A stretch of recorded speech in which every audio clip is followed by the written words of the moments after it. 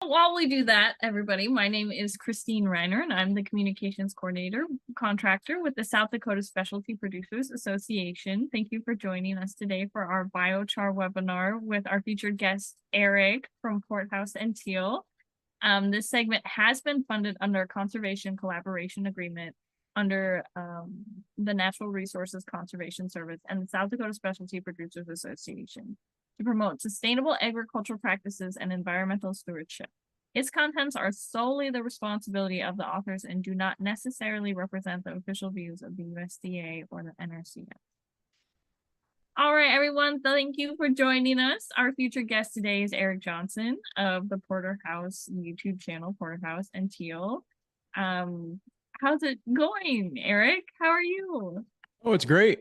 Thanks for having me. I'm excited to be here and share some thoughts regarding biochar. Everything's going good out here in California. Yeah, awesome. Well, we were kind of talking before we started the webinar, and we're dealing a little bit with floods here. So what's it like for you, and what zone are you in right now? I'm in the northern Sacramento Valley, and what we typically get here in the summer is pretty hot temperatures. That's one of the things that drew me to this valley was we have very distinct seasons. So we get all 4 seasons here. And right now we're going through our summer period, which is triple digits usually. And probably for the next week or so, we'll be triple digits. And then I think we'll get a little cooling period where it'll drop maybe below 100 degrees. But the nice thing about that is we live in an area where it is extremely dry. So it's not like we're dealing with humidity along with that heat. So that's our typical summer, and we are in zone 9A. Yeah, you have to tell yourself in the valley, it's a dry heat. It's only 115 degrees. Well, awesome. It's honestly sounds like a very challenging practice growing in such a hot space.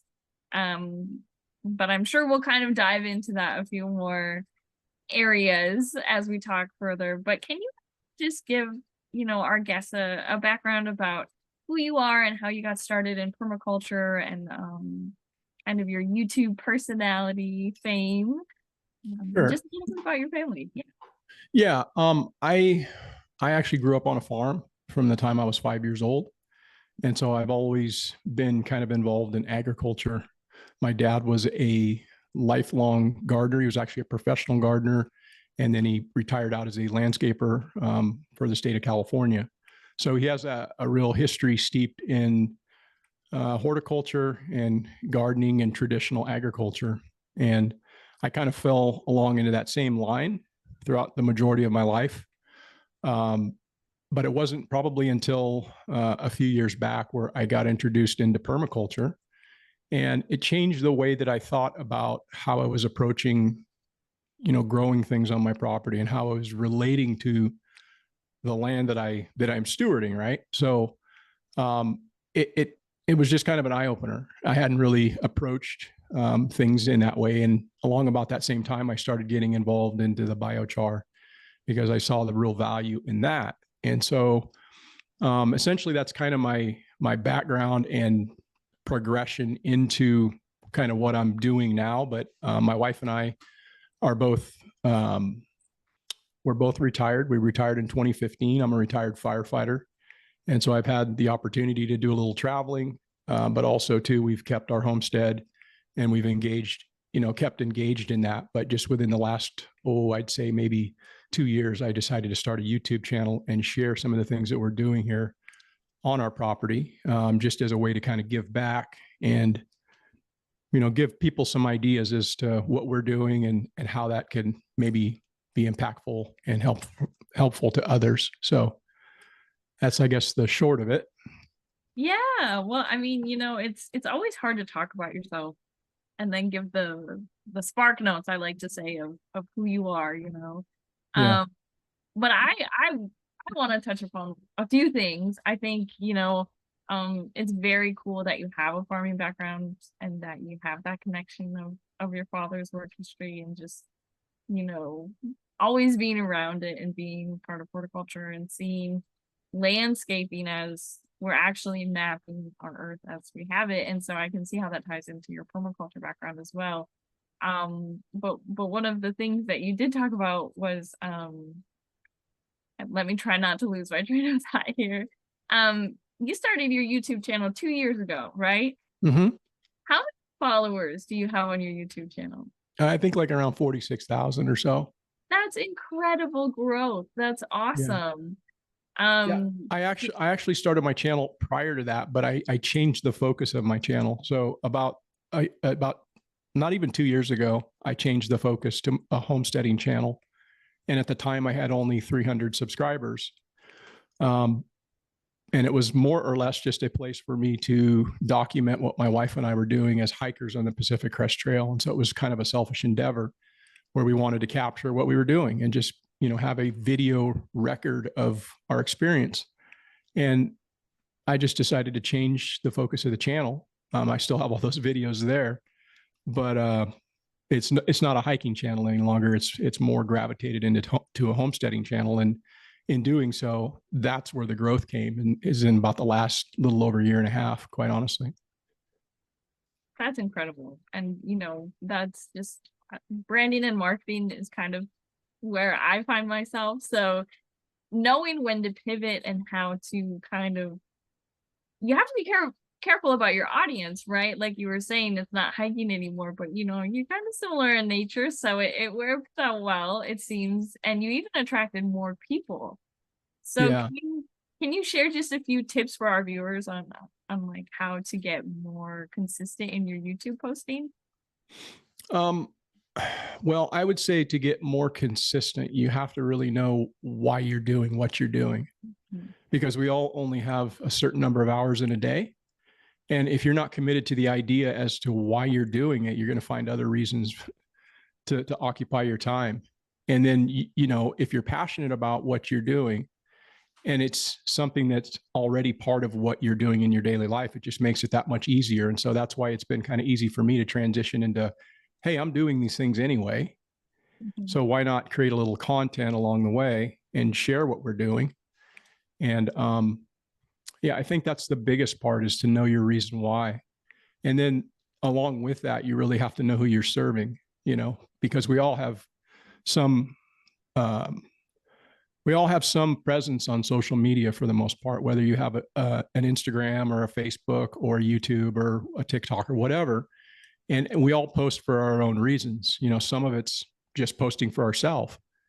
But understand, if you're just posting for yourself, you're not going to attract new followers. You need to provide value to those people by either educating them or entertaining them.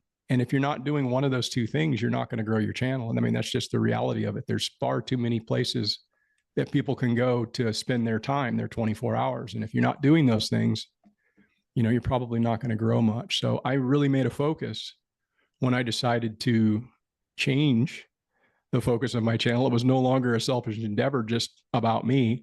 It was about what value can I provide to those that might want to click on my content. And so I always try to do a little education with that and put myself and my own interests kind of in the background in some respects. So it's a balancing act, because, we all need our creative outlets and ways that we can express ourselves, but understand that the majority of people that don't know you, they're not really so much interested in your artistic endeavors a lot of times, unless it's really entertaining, so. Right, unless that personality shines through and you just took them from the Sure. beginning. Sure. Yeah. I mean, well, it is a really amazing feat to know that, to do that, and then to accomplish such good growth in such a short time. And obviously, I'm assuming these practices that you're doing are working. Yeah, I mean, the thing about it is every gardener, every person that's going to try to grow something, or whether you're a homesteader or a farmer or whatever, you're constantly learning.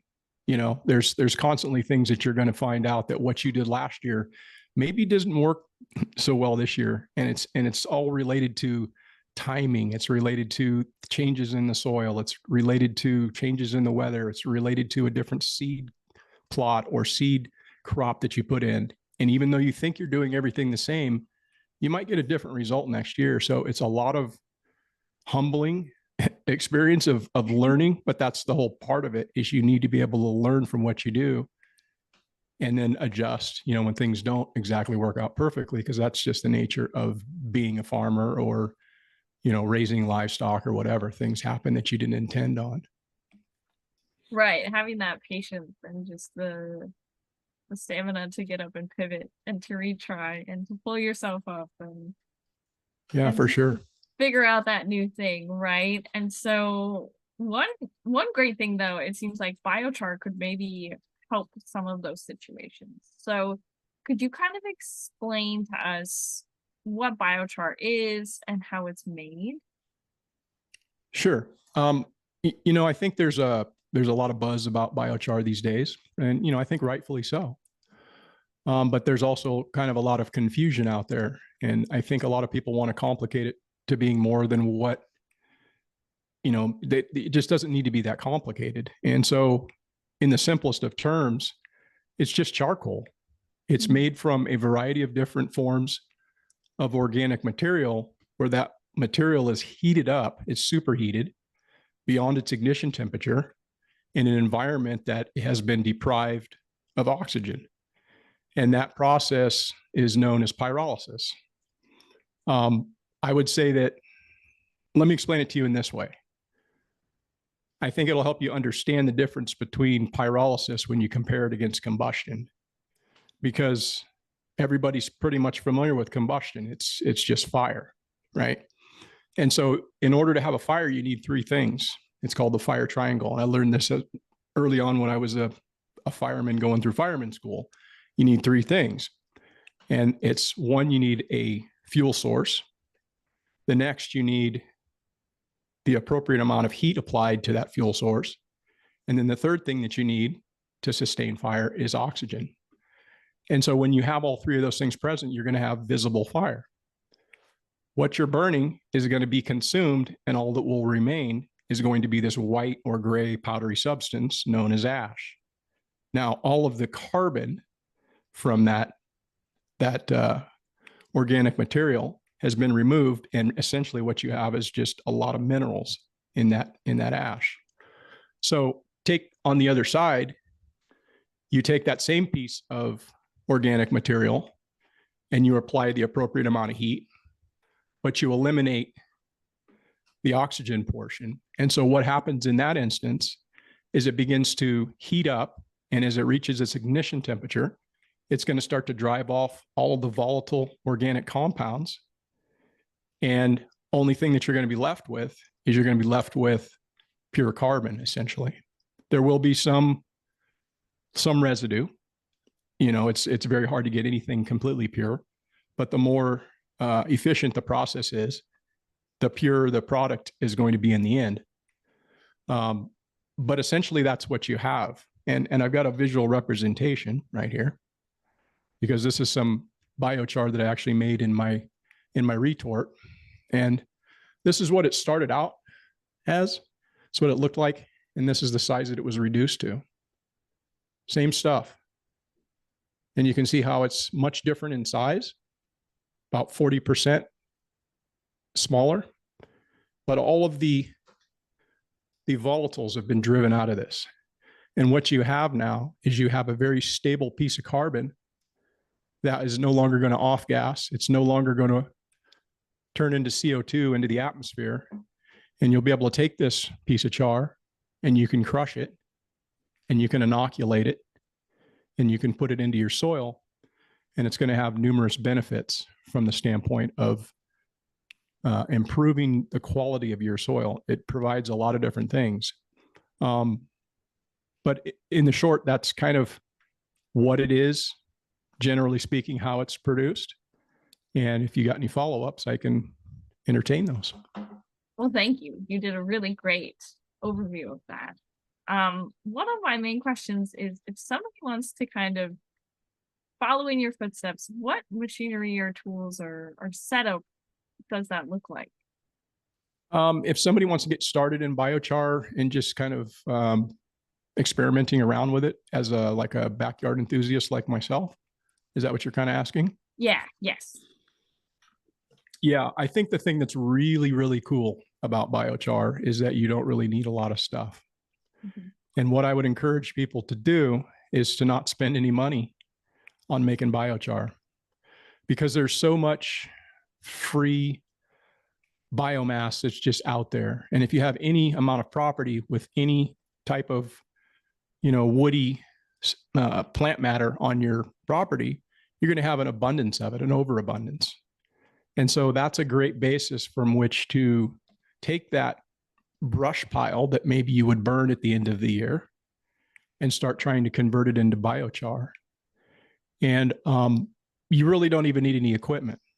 I started out doing this in the ground, as does most people, because it's simple and it doesn't require much more than a little elbow grease. And you essentially just dig, yourself either a cone pit or a trench, and you can put the biochar in there, get yourself a fire established, and then you start adding the biomass on top of it. And then once it starts to free burn, and before it really starts to turn ashen, you want to put another layer on top of that. And what that's essentially going to do is that's going to provide the lid or the cap. And that's going to be how you exclude the oxygen from the woody carbonaceous material underneath. And so think about it in this way. If you were to do a trench is essentially a 3-sided box, right? And then you would have your fire down in that. So you've already got something that's mostly enclosed except for the top. And so that's the theory behind it. Get yourself a bed of coals at the bottom and then start adding your material and then let it free burn, get to a point where it's starting to free burn. And then when you start to notice it starting to turn a little bit white and starting to ash out, put another layer on. And then you just keep repeating that process and keep repeating that process. And you can actually fill that trench completely up. And by the end of it, you'll be able to quench all of that and you will have some pretty effective char. I would say that that's the best way to get going on something like this, but start small, doesn't nor should it cost you any money. It's just going to cost you a little time and effort. But the thing I find really, really inspiring about it, and it's what inspires me in doing it, is because it provides legacy. There's nothing that you're going to do on your property that's going to be as long lasting as biochar. Because a lot of times we as consumers of the land, right? We grow things and we take from the land, all those nutrients we take out. And unless you're constantly putting something back in, you're just somebody who's taking. And so it's important to think about how you can give back to your land. And in doing this, it's something that's going to be there for centuries, possibly thousands of years, because you've created that charcoal, that biochar, that's extremely stable. And it's just going to remain in the soil doing what it's intended to do. That was a little long-winded, but No, that's great. Hopefully I covered what you were asking. Yeah, no, you are doing a great job answering all of these questions. I got stuck on the thought of, it's kind of one of the longest practices you'll do on your land. And it's important to note that. It's important to say, I need to replenish what I've taken, and I need to just ensure and do the preventative care to help give me the easiest harvest and growing season I can possibly have, right? Yeah. And so we're kind of talking about these biomasses and how it can help replenish the land. Are there certain things that, are technically you shouldn't use as a biomass, or maybe things that would probably be a better choice for people who want to kind of go this route? Well, I would say if you were to not use something, I would tend to not want to use something that's been treated already. Right? I've had people ask me, "Hey, can I use, treated waste wood that I have?" And, I tell them this. I say, first off, you could make pretty fine char with that material if you're making char correctly, meaning you're doing it in a rapid burn and you're getting it up to an appropriate temperature and you're excluding oxygen. It's going to almost be the same as if it wasn't treated, because you're removing everything that's in it. Okay. The problem with that is that you're now taking whatever that was treated with and you're introducing that into the atmosphere. And I don't think that's probably the best thing to be doing if you're thinking about from the standpoint of permaculture, which the principles of permaculture, the ethics, right? The number one is care of the earth. That's the first one. And then it's care of people. And then it's returning of the surplus. So, I mean, if you're trying to do it in a way that makes sense and not just for your own benefit, but care of the earth, then you're going to think about those sort of things. So that's what I would want to tell somebody to do. Now, as far as the materials themselves, you can use, man, it's almost unlimited because everything that's carbonaceous, I mean, we are carbonaceous, right? We're all just carbon. Obviously doing flesh wouldn't be such a good idea, but bones work fantastic. They make fantastic biochar. I've made numerous runs with bones that make incredible char. And so that's just a perfect example of you can use just about anything, but a lot of agricultural waste, things like rice hulls, almond hulls, corn stalks, animal manure, cow manure, grass, all of those kind of things can be utilized. So, you're kind of only limited by your imagination. But I would also say that understand that different biomass is going to have different properties as it relates to its ability to be, its porosity, its ability to, work effectively as a char. But you may find applications for some of those or all of those different sources of biomass. It's just organic material that's having the volatiles removed. And then again, all you're going to be left with is that pretty pure carbon. Just, organic matter with one value added ag input, just Yeah.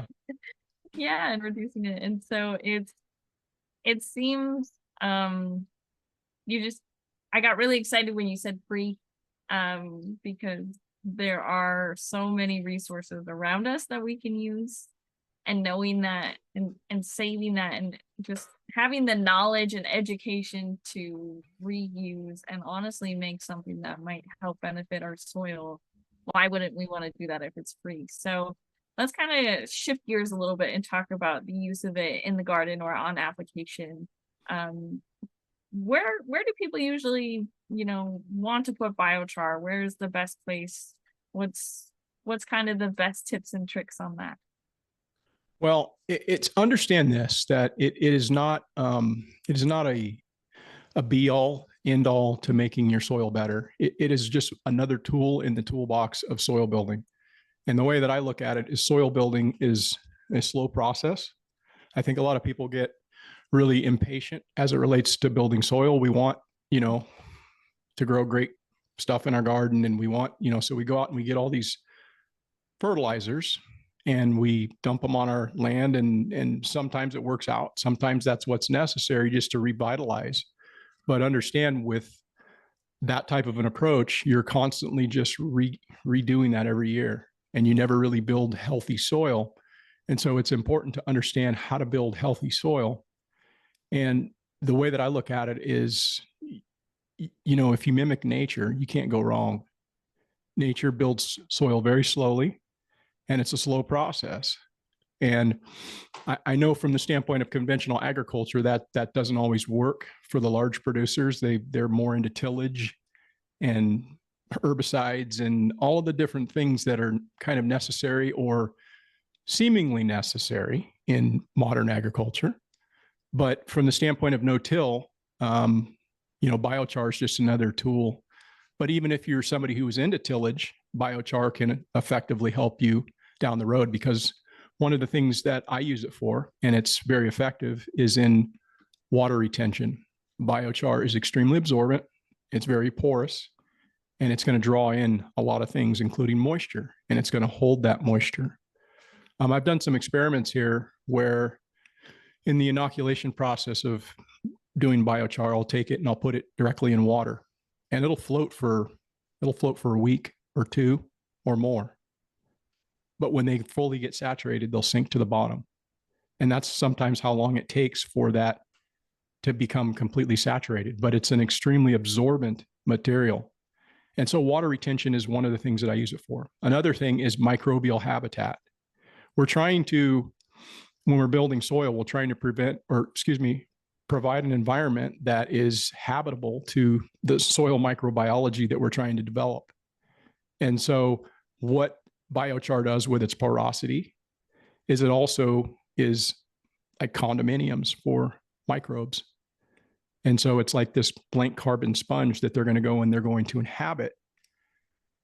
And another thing along with that is all of the nutrients are going to be drawn into that porous sponge. BioChar has a very high, it's negatively charged. And so it has a very high cation exchange capacity. It's extremely porous, and as far as I can recall, 1 cubic foot, they say 1 cubic foot of biochar has about 300 acres of surface. And so when we talk about porosity, okay, it ranges greatly. People, I think, misunderstand that, but you can actually see some of the cracks and fissures in it, and that's part of the porosity that is going to be contained within that piece of biochar.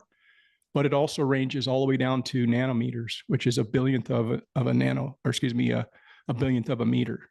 And you would need like an electron microscope to actually visualize, all of which is going to be beneficial for drawing in that nutrient, for providing that food source and that home for the microbiology. So yeah, those are just a couple of the reasons: water retention, microbial habitat. It's also going to improve the tilth of your soil. It's going to make it more loamy. If you've got a, maybe a clay soil or something, you can add this to it, and it's going to help to make it a little bit more, so you'll have more, the ability of water to infiltrate and less compacted. It will also adjust your pH slightly, because biochar, even as pure as what this appears, and this is pretty good stuff, there's still going to be some residual ash in that. So ash is alkaline. Ash is going to potentially raise your soil pH. So you could probably add some stuff that was less pure if that's what you intended to do. Say your soils were acidic. Maybe you make some stuff in a trench at a lower temperature. It's going to have more ash residual, and then thereby you would be able to adjust your pH based on that. So there's a lot that it can do. And again, I said it was negatively charged. So it's going to draw in nutrients that are in your soil, right? Which can be good, but it can also be kind of like a problem. So that's why you're going to want to inoculate it prior to use. You wouldn't want to take this piece right here that hasn't been inoculated, and you're going to want to charge it with something, whether that be urine, whether that be some kind of other minerals, maybe azomite or something like that. Or you're just not going to want to put this in your soil directly, because it's going to have a net negative effect right out of the go. But once this is fully charged, it's going to have a positive effect, because this is going to draw in positively charged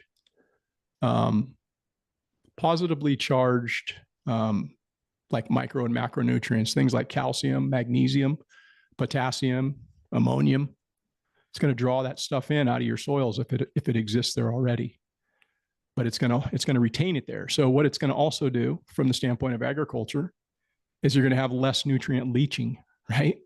If it's going to hold it within the soil in that substrate, it's not going to just leach through, and you're not going to continually have to put this back into your soil every year. It's going to retain more of it. And so along with the water retention, there's nutrient retention. And so, there's so many benefits to it. Yeah. How's that? You want me to cover something else? Yeah, no, you got me thinking. I have a question about some of the things we talked about. One of the things you mentioned, so do you play with temperature then for your biochar regularly? Like, say you have a field where you want to kind of fix the pH or whatever. Do you play with temperature that wise, or do you just kind of, what you have is what you have? I don't. I actually try to get it as pure as I can because I don't want to be, adding anymore because here, Variables. here's the thing. I actually do it in ground, as I mentioned earlier, either in a trench or like a cone, like a pit, or I've also got a retort that I put together. And so it's essentially just a 30-gallon drum, small half barrel. That's a 30-gallon drum. And that's where my feedstock goes into. It's got a lid that goes over the top of it. And then I've got 5 holes that are drilled in the bottom of that. Now that 30-gallon drum goes inside of a 55-gallon drum. And then that 55-gallon drum gets packed with more feedstock. And that has a lid and a stack and a bunch of holes around that 55-gallon drum to allow air to not only come in, but down low, I want some of those gases to be able to escape, but also mostly for the oxygen to be introduced into that environment. Because what's happening is that 30-gallon drum is the portion where the oxygen is being excluded from. That's what this was in the 30-gallon drum. That's how you get that, is by excluding that oxygen. And so I light the fire in the 55-gallon drum.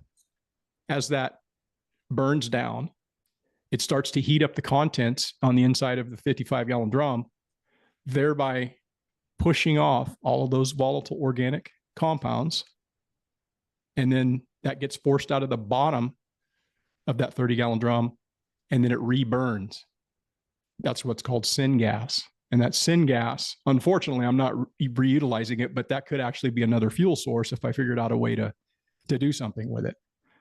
But that gets reburned in that outer chamber. But what I am wound up with is a very clean and pretty pure, sounds very metallic. Sounds like metal or glass. And it's it's pretty good stuff. I love that you have the visuals. I thought that might help a little bit. That does. It does. It really does. As low tech as it is. Sometimes low tech is good, right? It keeps us close to nature. But so thank you for answering all of my side questions, by the way. Got a few that have gone off our list. But how would we apply it in a smart way? We've already inoculated it. We've made sure that it's not going to take all of our moisture. It's positively charged. Can we just put it on the soil, or do we have to kind of bury it? What's most beneficial? Okay. One thing I'll say prior to inoculation, and this is a pretty important point that I think maybe some people aren't aware of, but anytime you make char, regardless of whether or not you quench it while it's still really hot, or you do like I do in this case, I light this retort, and then I walk away from it and I come back the next day and I've got char. And so it just cools over the course of that 24 hours. Anytime that you're making char, you're going to have some residual tars and resins that will cool and solidify onto this char. And when it does that, it makes it hydrophobic, meaning that it's not going to absorb water. It's going to repel water. And so prior to inoculation, you need to figure out a way to reduce that hydrophobic property and eliminate it. One way is just applying it to water and allowing it to break those tars and resins down. Now, the point that I was trying to make is that it's going to take some time. Remember, I talked about putting this in a water trough, and it takes maybe a couple of weeks before it actually fully absorbs all that water. So it's going to take some time, but you need to remove the hydrophobic property. Then you need to crush it to an appropriate size. And there's different schools of thought on crushing. I think from the standpoint of commercial applications and sales, there's varying recommendations as to what's going to work best scientifically. And I'm not like somebody who follows a strict rule as it relates to the scientific side of it. I'm doing it more from the homesteader or backyard enthusiast side. But what I try to do is I try to get my char crushed down to about 3/8 of an inch or less. And in some cases I have little bigger chunks, and it's not gonna make or break anything with how I'm running my operation. There's no set rules on how to do it, but just understand that the more you can crush it and break it down, it's going to incorporate into the soil, more effectively. It's going to perform, as it's intended to do. So I would just say that, particle size does matter. And so you want to crush it to a size, some say, a half, 0.5 millimeters to 2 millimeters, which is pretty small. I generally crush it from about 10 millimeters down to about 5 millimeters. I mean, it actually goes lower than that because it goes down to dust, right? There's going to be an element. How are you crushing this? That's my biggest thing too, is what tools do you have to make sure? Yeah, there's different ways that one can go about doing this, and you can get as creative as you want. As a backyard enthusiast, I've seen people make all kinds of contraptions and different crushing things and whatnot. I haven't gone to that level. I've done some manual crushing, right? Putting it in a bag and walking on top of it, or crushing it with a tamper, and that takes work. What I actually like to do is I kind of like to do it as passively as I can. And so since I have livestock, one of the things that I'll do is I put it out in their feeding areas. Like if they're right in front of the bunk where the cows are at, or the pigs, put it right in front of their feeder. And then they step on it and they crush it for me. And then I sweep it right up into where they go to the bathroom. And then it's inoculating it right there before it ever goes into the compost yard. And so I'm essentially kind of function stacking, but I'm allowing animals to do it for me passively. And I've just found for myself, it makes more sense to do that. It's just the less I have to do. Understand it has to be crushed. This isn't going to be very effective if you put that into your soil, right? You need to get it down to an appropriate size where it's going to mix with the other soil particles and the other aggregated pieces of soil. And so, if it's too fine, it may compact. So you wouldn't want to crush it all down to dust, right? You're not going to want to make your soil compaction worse than it maybe already is. But understand too, a portion of this is going to turn to dust, but that's not the goal. The goal is to keep it, 3/8 of an inch or less. And then you would want to incorporate it into maybe the top 4 inches of your soil. And I would say that how much to add, I think that's another question that folks might have. And again, it's a depends. It really depends on your soil, right? If you have loamy soil, you're probably going to need to add less of it. I would say somewhere around maybe 4 cubic feet per 100 square feet of soil. And then you just kind of bump it up from there. So if you have sandy or maybe clay soil, you'd bump it up from there to maybe 5 or 6 cubic feet per 100 square feet. And then if you have poor soils, you may want to take something like this and go with like a 50-50 mix directly into compost and then into your soil. But generally speaking, you're really only looking at putting it in like the top 4 inches of your soil. And is that because, once it gets too low, it's just not having the nutrients where you want for your root systems, or just? Oh, you can go deeper. Deeper, but I mean, at least to that 4 inch, portion is what I'm saying.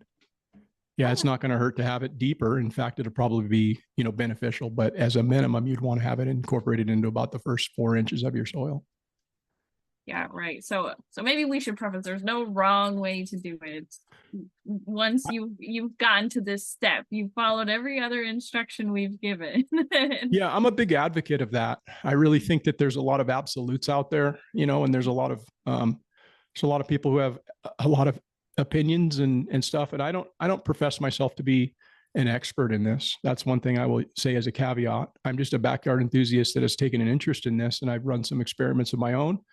And I've enjoyed the process of learning what biochar can do. And I've run tests that have shown the benefits with respect to like water retention and different things like that. And so I see the value in it. And I appreciate what you said there, because I really feel that way with a lot of things, is that there's not always just one right way to do things, you know, and it's important that people, you know, experiment. Yeah. And how you described it when you said, I'm not an expert, I'm an enthusiast, you know, I think in the entrepreneur world, you know, we call it like self-imposter syndrome, where you're like, you think you're not good enough, but you know, this is all situational. This is all about what you have on hand and what works for your operation and where you're at.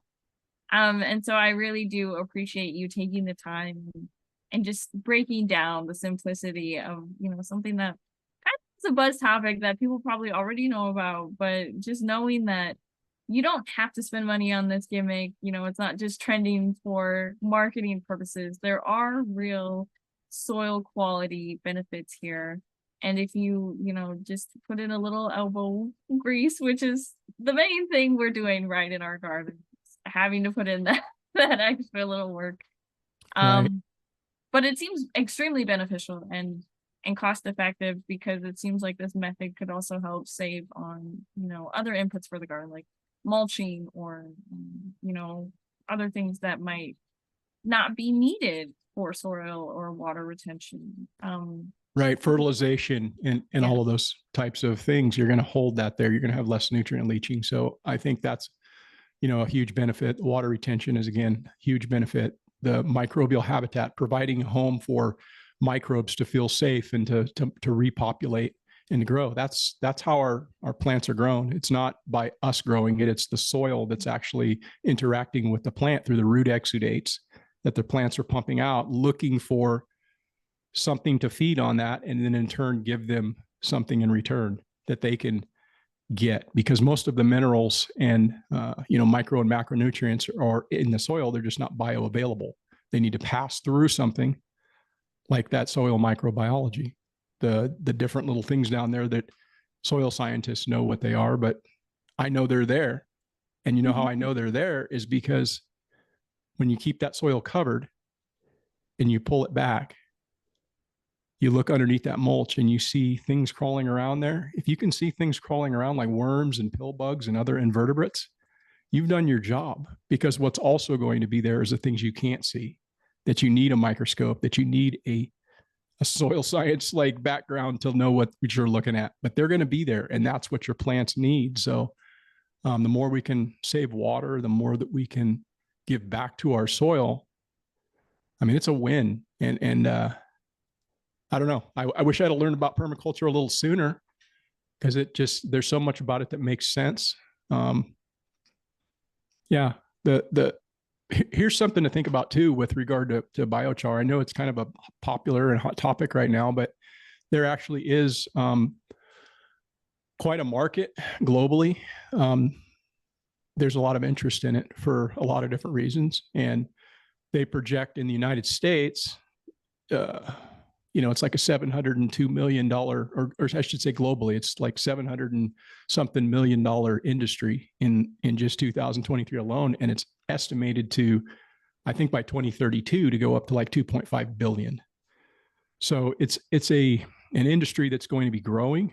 And I think one of the things that's really cool about it is it's actually able to meaningfully contribute to sequestering carbon and supporting industries that are carbon neutral or carbon negative. And, you know, things like, you know, the climate change interests in industry and the agricultural industry and environmental industry, because there's water remediation, there's soil remediation that can be done. It can take out pollutants from water, it can take out pollutants from soil. So environmentally, there's an interest. And then also from the energy industry, because all of that carbon that you've produced, it makes fantastic fuel.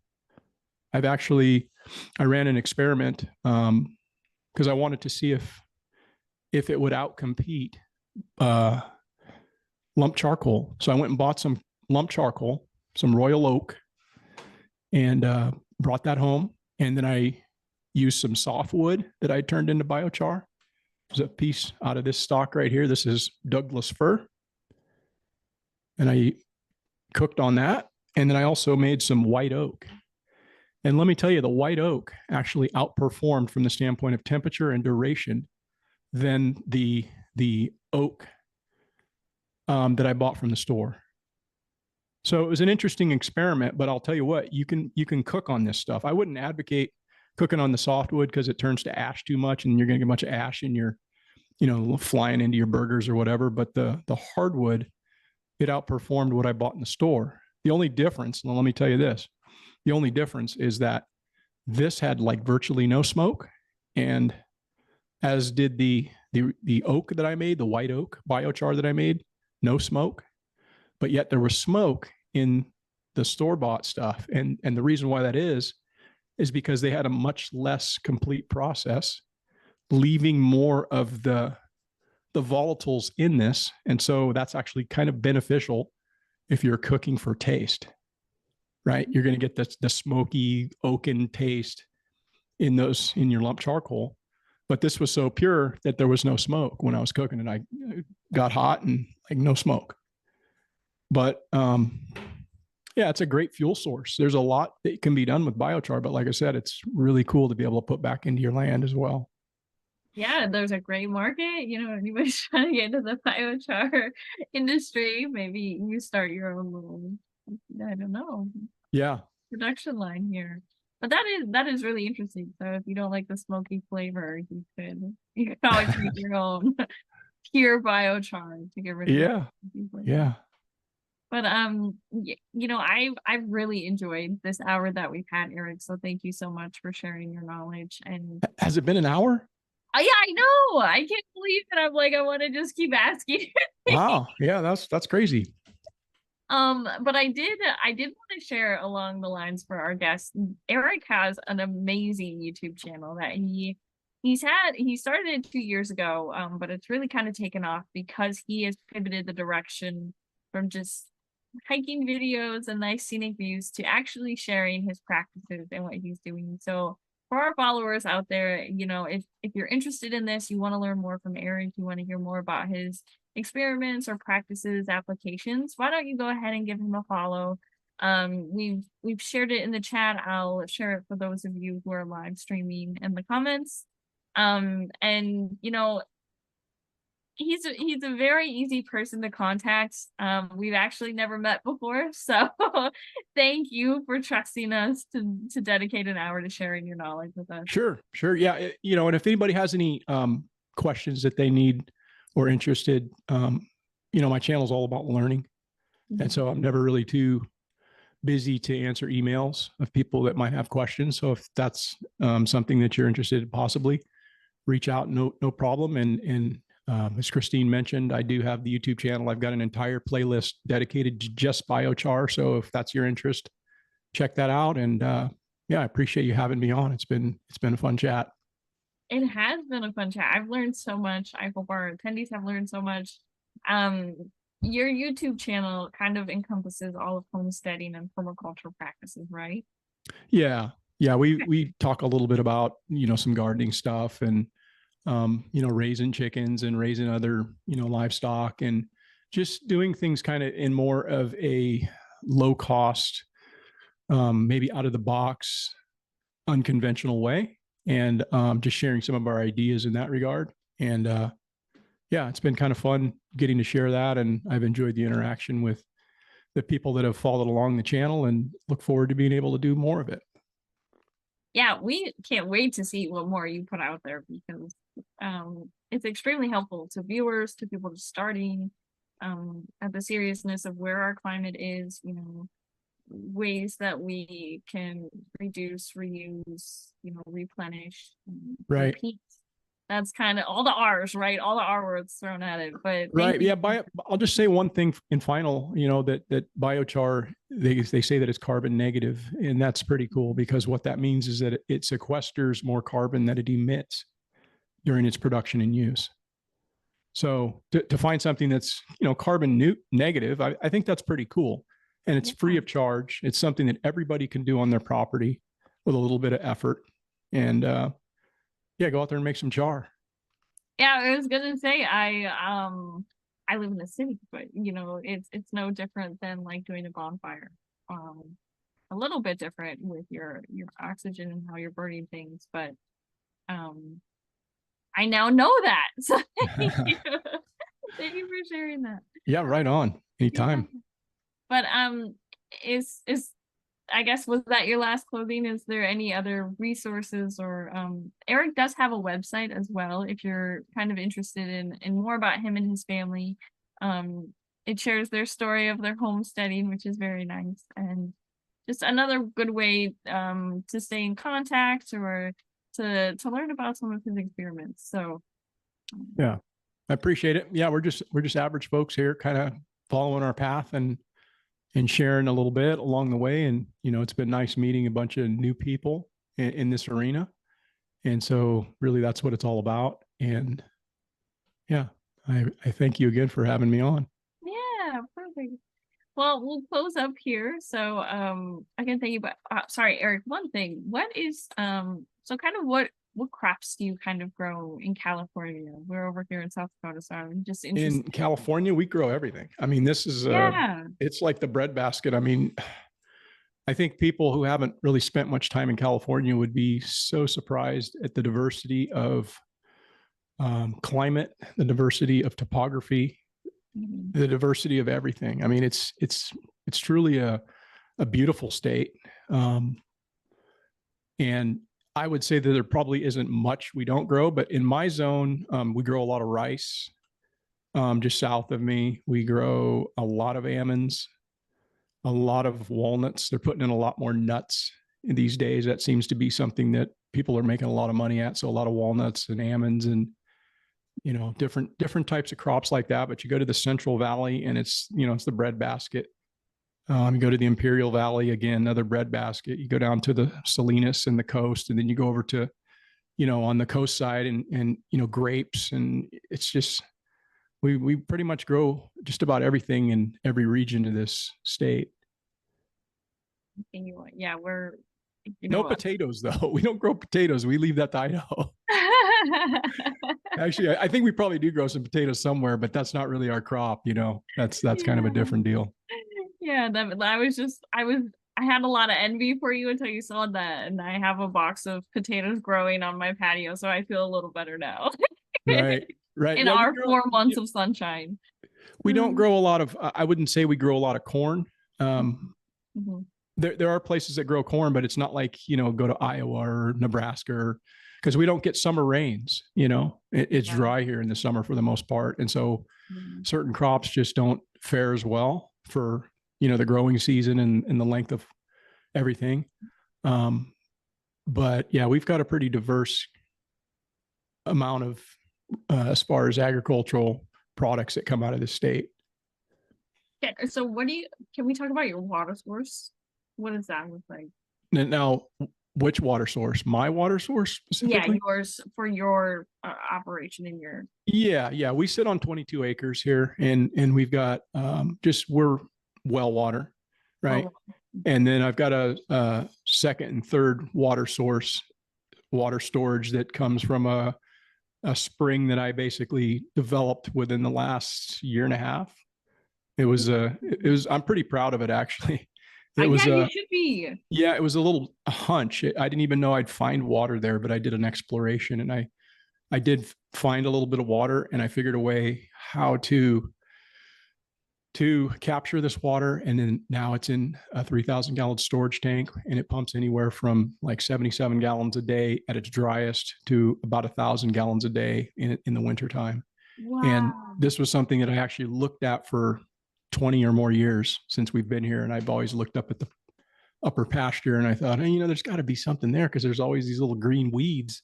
And whenever I'd let the cows into the front pasture, they'd run up there first, so they kind of signaled me that there was something there.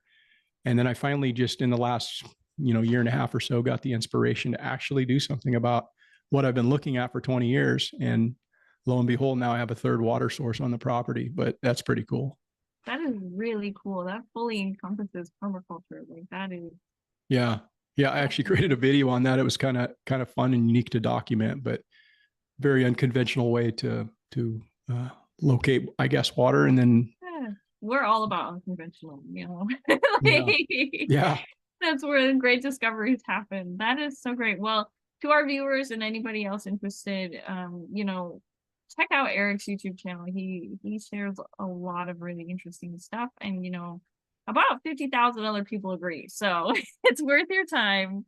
I just want to thank you again, Eric, for being with us. We appreciate your knowledge and sharing your experiences and your experiments. And I hope that we get to work together in the future. I hope so. Yeah. It's been Yeah. great meeting you and getting an opportunity to come on here and have a chat and share some stuff with, you know, the audience of this particular broadcast. Perfect. Yeah. Well, we'll be in touch to see if we have any other opportunities. We're always looking for, you know, people who are actually doing it. Real life experience, can share, you know, what works, what doesn't work, to help give our members and viewers different ideas or inspirations. And you have done that today. You've inspired me alone to just go start some fires now. Seriously, be safe, make sure what you're doing is controlled and everything is in a good area. But thank you again, Eric, for sharing your conservation practices and just sustainable permaculture ways for our guests. This segment has been funded under a conservation collaboration cooperative agreement between the Natural Resources Conservation Service, NRCS, and the South Dakota Specialty Producers Association to promote sustainable agriculture practices and environmental stewardship. Its contents are solely the responsibility of the authors and do not necessarily represent the official views of the USDA or the NRCS. Again, my name is Christine Reiner. I'm the communications coordinator for SDSPA. Please visit our Facebook page or our website to see upcoming webinars and events. We're always hosting something. And if you need any of our contact information with our guest today, Eric, we'll have that on our Facebook and YouTube channels as well. So thank you all for your time, and I hope you have a great night. Thank you. Thank you.